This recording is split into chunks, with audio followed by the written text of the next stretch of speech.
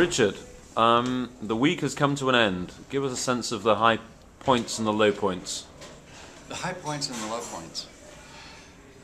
Well, I think the high point is probably just meeting with people at COP15. That is, decision makers as much as we could reach them.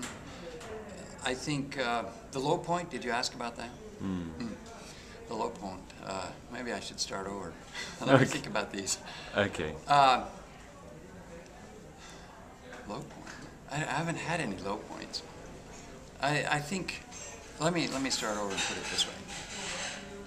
I think the high points of the week have been both meeting people, which is the interactiveness of these kinds of events. They're what are most important in the end anyway. The people you meet, the faces, and what they represent. And so I think the high point really, especially in the conversations with people from around the world, is that you come to a greater appreciation of what is the meaning for a Christian of the word, who is my neighbor?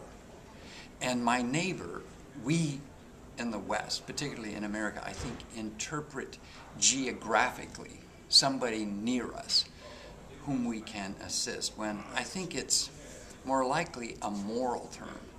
And what I have experienced in not just the conversations at COP15, but with this interfaith dialogue that has occurred, is my neighbor who is in Pakistan. You see, a Hindu from India, a Muslim from Pakistan, a Sufi from Senegal, and on and on. This is my understanding of my neighbor, and that's probably the high point for me this week, because it gives me a capacity to go back to my own constituency in the United States and communicate why climate change is impacting people around the world and how it's doing it, and the impact particularly on people I have met. And so this isn't hypothetical anymore, it's real. It's virtual, and it's powerful when it's that. That's how I would see it. Are there any particular stories that stick in your mind in terms of what people have said to you about things that are happening in their own countries that they talk to you about?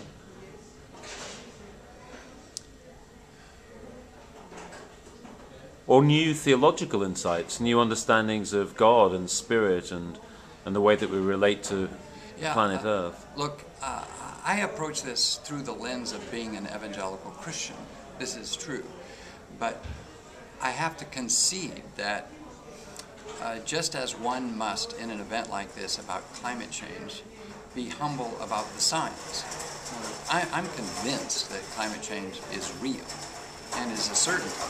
But I have to be, to a certain degree, humble about the uncertainties that exist. Fair enough.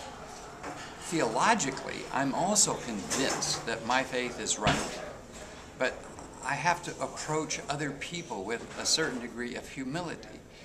That's really important. I think that's the God factor in all of us that allows us to relate to other people.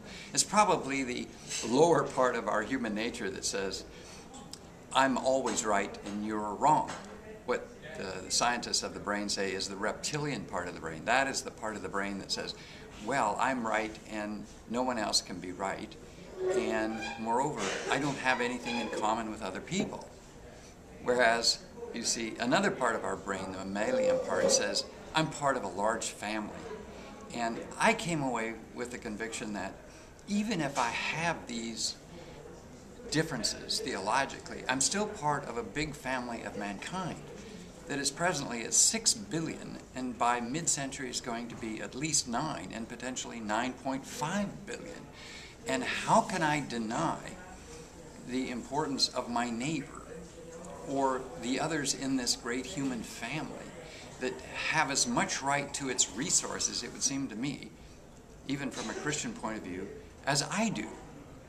And so it's that theological understanding that I have all more vividly because of this week. Final question, where do you take your work as a group now? What's the platform? What are the hopes and aspirations about the next phase of your work together? I don't know where the international conversation is going to go.